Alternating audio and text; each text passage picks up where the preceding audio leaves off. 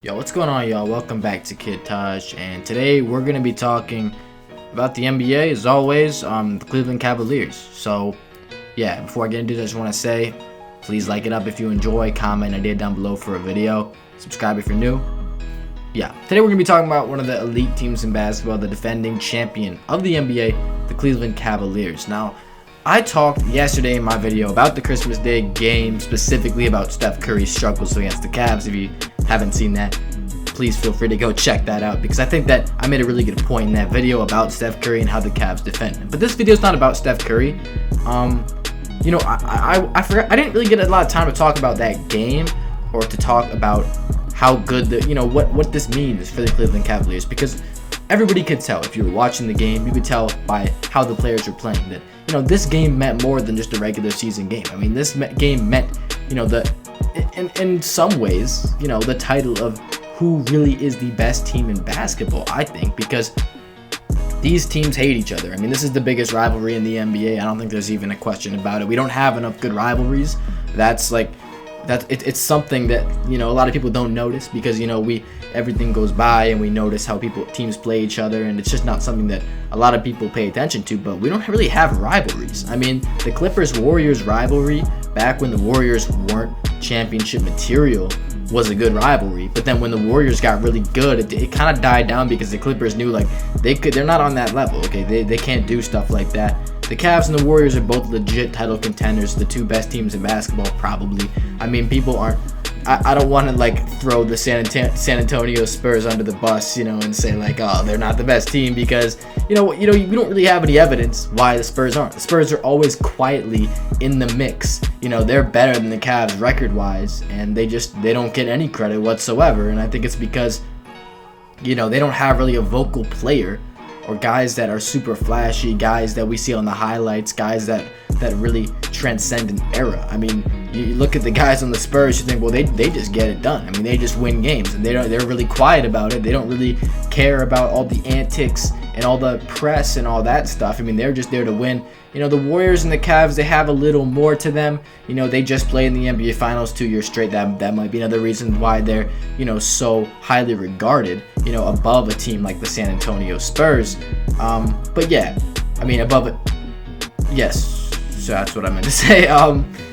So yeah, we're gonna be talking about the Cavs, as I said, and this team really makes a statement in that December 25th game, Christmas Day, against the Golden State Warriors, because the Warriors, I get it. I mean, you could say Kevin Durant got fouled in that last possession. I mean, you could really say that. I wouldn't say that, and I don't like the Warriors. I'm not being biased. I just, when you look at Richard Jefferson on that last play, to me, it didn't look like there was any extra contact made. It didn't really look like, he pushed him or he tripped him. I just think, Durant, you're called on to have the game-winning shot, to take the possession into your own hands, and you're being guarded by a 30. You can't be doing that. It wasn't a blatant trip, okay? If there's a way that you can say that, oh, if you look at it this way, Richard Jefferson tripped him. Oh, Richard Jefferson could have tripped him. If he could have tripped him, it's inadvertent. And Durant, it doesn't matter, okay? On the stretch of a game, they haven't been calling you your fouls, really. I mean, in a game like that, there's so much energy, there's a lot of physical play, so much physical play, in fact. It's not like everybody is getting all these foul calls. I mean, you're taking a bump, and Durant couldn't handle it. I didn't see really a blatant trip that I would call a foul on. Yes, they did lose by 1. That's the thing. The Warriors were in this game, and they dominated the Cavs, at a certain point in the game, late third quarter, early fourth, they looked like they were going to run away with it. And it looked like it was over. The Cavs came storming back from a 14-point deficit in the fourth quarter and took the W on a Kyrie Irving game winner.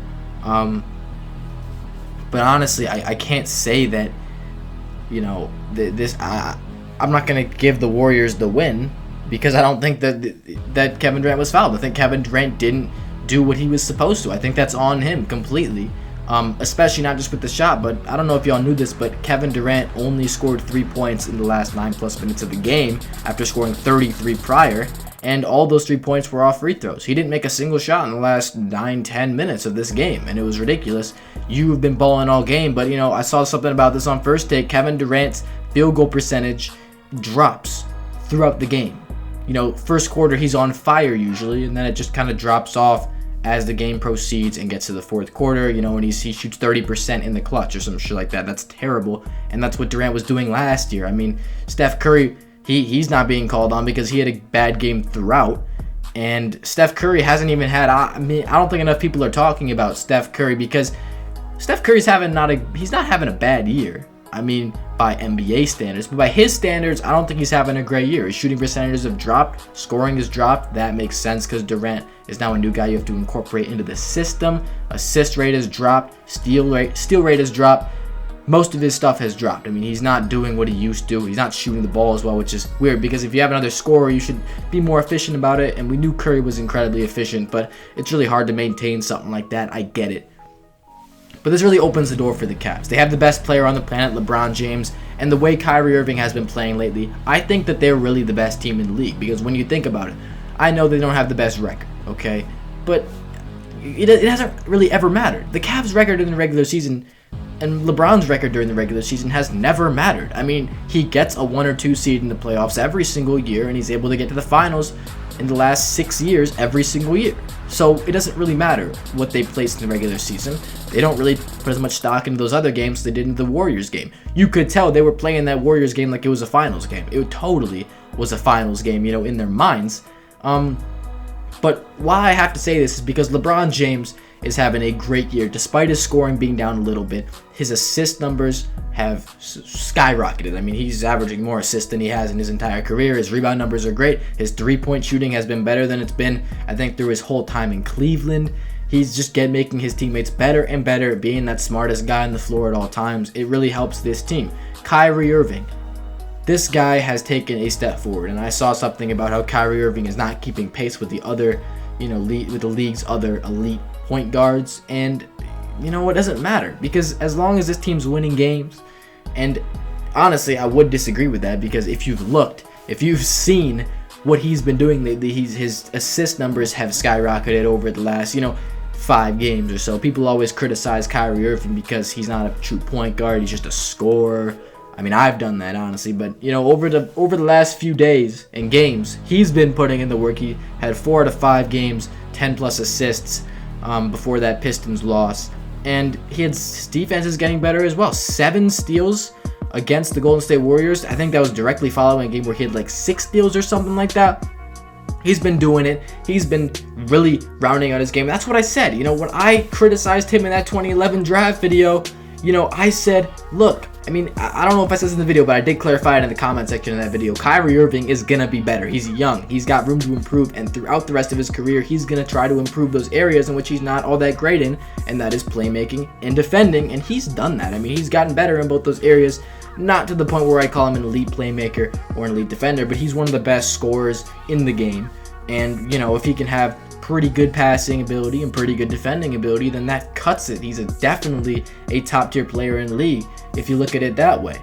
Not only that, but his clutch ability just puts him over the top. It's absolutely ridiculous. This guy, when he's in the clutch, when he's down the stretch and has the ball in his hands, the amount of shots, the degree of difficulty shots he can make over people is absolutely mind-blowing. And I was watching it on Christmas, and it was just something else. I couldn't believe it. He was hitting left-handed layups over Kevin Durant and big man, and then a fadeaway jumper over Klay Thompson to seal the W. He's great. And I didn't even mention Kevin Love yet. I know he didn't play all that well on Christmas, didn't do so much. I guess he had an okay game, but this season he's averaging 22 points and 11 or 12 rebounds or some shit like that on a lower usage rate and really good efficiency. He's playing just like he did in Minnesota, just like they wanted him to. And I think that's why the Cavs are clicking. Their 3 stars have never, had better chemistry than this, and they're just rolling right now. Tristan Thompson continues to be a great role player. J.R. Smith's the only thing. He's injured. When he comes back, I think this team will be complete. But they got that guy DeAndre Liggins locking down opposing guards. Iman Shumpert has been pretty well. He's done pretty good this year. I think they're set. I think this team has what it takes to win the championship, and that's why I've had since the beginning of the year I had them win the championship, and I don't see any reason why they can't win it. The Warriors will give them a test in the finals, I believe, for sure, but I don't see them taking it. I got the Cavs again. LeBron is just too good at, you know, winning and being a great player. I gotta say, I got the Cavs as the league's best team right now. If you enjoyed this video, please don't forget to leave a like, a comment, and idea down below. Subscribe if you're new, and I'm out. Thanks for watching, y'all. Peace.